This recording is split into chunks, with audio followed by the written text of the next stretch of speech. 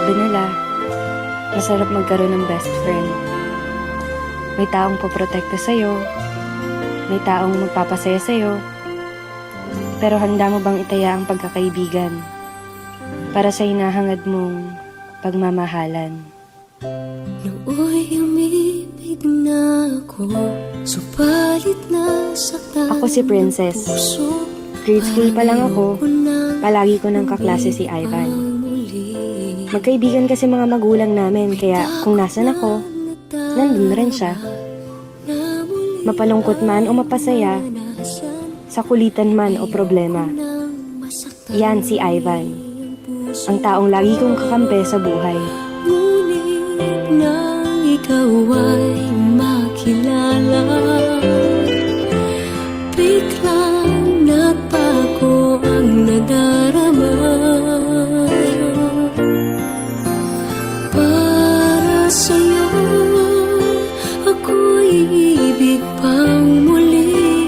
Dahil sa'yo, ako'y ibig ng muli. Ang aking puso'y pag-ingatan mo. Dahil sa ito'y muling magmamahal sa'yo. Para lang sa'yo. Isang araw,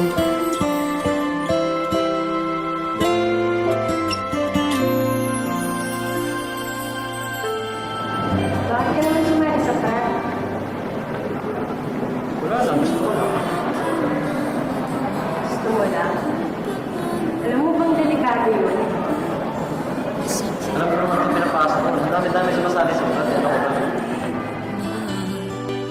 Ang tulad mo Matapos ang araw na yun, iba, at sa'yo lamang nakita ang tunay na pag-ibig na aking hinahanap. Buti na lang ika'y nakilala.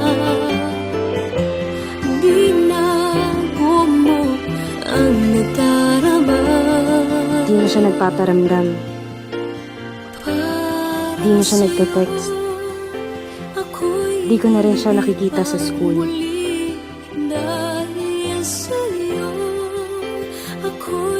Kamusta na kaya siya? Pinuntahan ko siya sa bahay nila. Pero hindi ko siya naaabutan.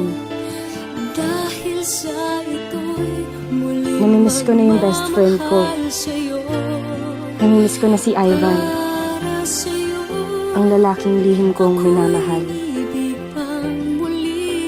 Hanggang isang araw,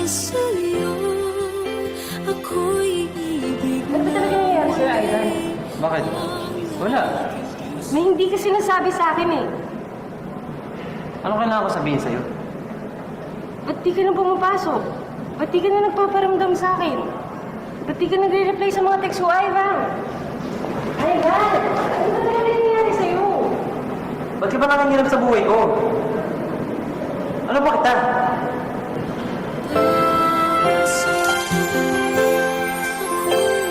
natahimik ako sa sinabi niya. Ano ba niya ako? Isa lang akong hamak na best friend. Hanggang doon na lang yun. Umalis siya at di na nagpakita. Di na rin ako nagte-text. Di na rin ako pumupunta sa kanila. Makalipas ang 2 linggo, may natanggap akong balita. Nasa ospital daw si Ivan. Malubha ang lagay. Para lang sa'yo, ako'y di na muling mag-iisa.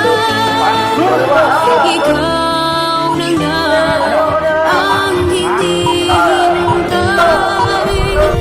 ng puso ko. Para sa'yo, ako'y dahil sa'yo, ako'y ibig na muli.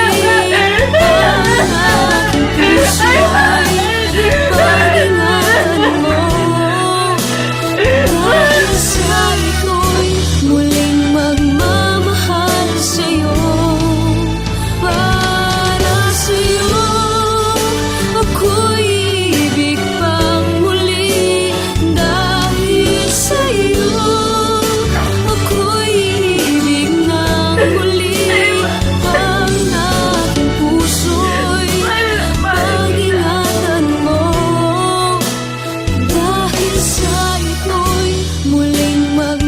sa akin ang cellphone ni Ivan.